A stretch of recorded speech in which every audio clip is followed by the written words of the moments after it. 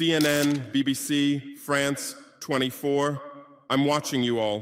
I'm recording every lie. I'm archiving every distortion. I am Ibrahim Traore, and today I'm pulling off your masks.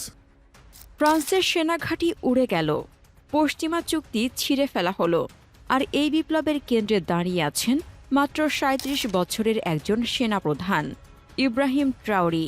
তার নেতৃত্বে পশ্চিমাদের বিরুদ্ধে আফ্রিকায় শুরু হয়েছে আগুন, যা এবার আর থামবে না। তার নেতৃত্বেই আফ্রিকার হৃদয়ভূমি বুর্কিনা ফাসো থেকে ছড়িয়ে পড়ছে স্বাধীনতার নতুন সুর। আফ্রিকা হচ্ছে বিশ্বের সবচেয়ে সম্পদশালী মহাদেশ, যেখানে রয়েছে সোনা, হীরা, তেল, কোবাল্ট, লিথিয়াম এবং রেয়ার আর্থ ম্যাটেরিয়াল। এই সম্পদগুলোই চলে যাচ্ছে বিশ্বজুড়ে মোবাইল, ক্যামেরা, ইলেকট্রিক কার, এমনকি সামরিক সরঞ্জামে। অথচ সেই আফ্রিকার বেশিরভাগ দেশ আজও দারিদ্র্যসীমার নিচে। সমস্যার শিকড় অনেক গভীরে। বহু বছর ধরে বহুজাগতিক কোম্পানি এবং বিদেশি শক্তিগুলো এই মহাদেশের সম্পদ লুটে নিচ্ছে, রেখে যাচ্ছে পরিবেশগত বিপর্যয়, আর্থিক নির্ভরতা এবং রাজনৈতিক হস্তক্ষেপ। যেমন আফ্রিকার বহু মাইনিং চুক্তির ৯০% লাভ চলে যায় বিদেশে। এমনকি ফ্রান্স এখনও ১৪টি সাবেক উপনিবেশের মুদ্রা নিয়ন্ত্রণ করে, যেটা আফ্রিকার সার্বভৌমত্বে হস্তক্ষেপ ছাড়া আর কিছু নয়। এই বাস্তবতার বিরুদ্ধে রুখে দাঁড়ান ইব্রাহিম ট্রাওরি। ২০২২ সালে সামরিক অভ্যুত্থানের মাধ্যমে ক্ষমতায় এসে তিনি সরাসরি ফ্রান্সকে অভিযুক্ত করেন নব্য উপনিবেশবাদে। তিনি ফরাসি সেনা বহিষ্কার করেন, ব্রিটিশ ও ফরাসি ধাঁচের বিচার ব্যবস্থার প্রতীক বাদ দেন এবং বিদেশি ঠিকাদারদের বাতিল করে স্থানীয় কর্মীদের দিয়ে রাস্তা ও অবকাঠামো নির্মাণের উদ্যোগ নেন। ট্রাওরি স্থানীয় খাদ্য উৎপাদন, বিদ্যুৎ উৎপাদন এবং সম্পদ ব্যবস্থাপনায় রাষ্ট্রের নিয়ন্ত্রণ বাড়াচ্ছেন। সবচেয়ে সাহসী পদক্ষেপ ছিল দেশের ২টি সোনার খনি $৮০ মিলিয়ন কিনে নেওয়া, যা আগে বিদেশি কোম্পানির মালিকানায় ছিল।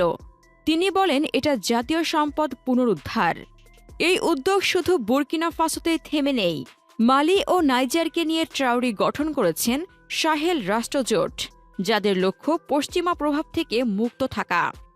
সেনেগাল ও আইভরি কোস্টও এই আন্দোলনের সাড়া দিচ্ছে, দাবি উঠছে বিদেশি সামরিক ঘাঁটি সরিয়ে নেওয়ার। এই গল্প শুনে অনেকের মনে পড়ে যেতে পারে ১৯৮০ সালের নেতা থমাস সাঙ্কারার কথা। তিনিও চেয়েছিলেন একই রকম পরিবর্তন, কিন্তু মাত্র ৪ বছরেই তাকে হত্যা করা হয় এবং তার সব নীতি বাতিল করে পুনরায় বিদেশি কোম্পানিগুলো ফিরে আসে। ট্রাওরির ক্ষেত্রেও দেখা যাচ্ছে গভীর ষড়যন্ত্র।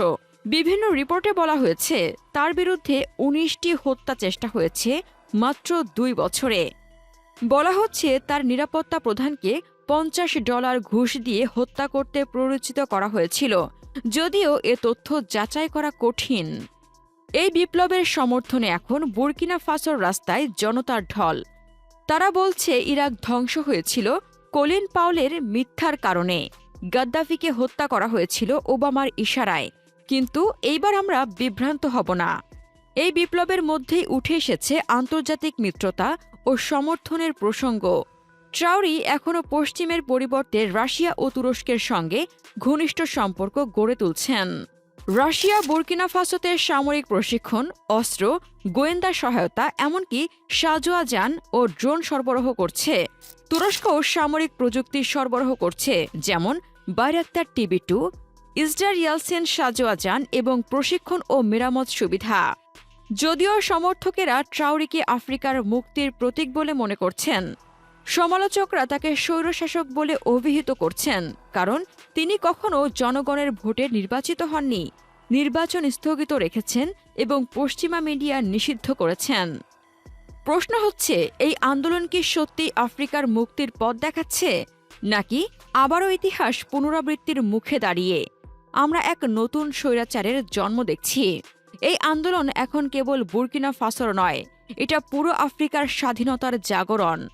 এখন প্রশ্ন একটাই, এত সম্পদের অধিকারী আফ্রিকা কি অবশেষে তার প্রাপ্য মর্যাদা পাবে, নাকি ইতিহাস আবারও নিজের রক্তাক্ত চক্রে আবদ্ধ থাকবে?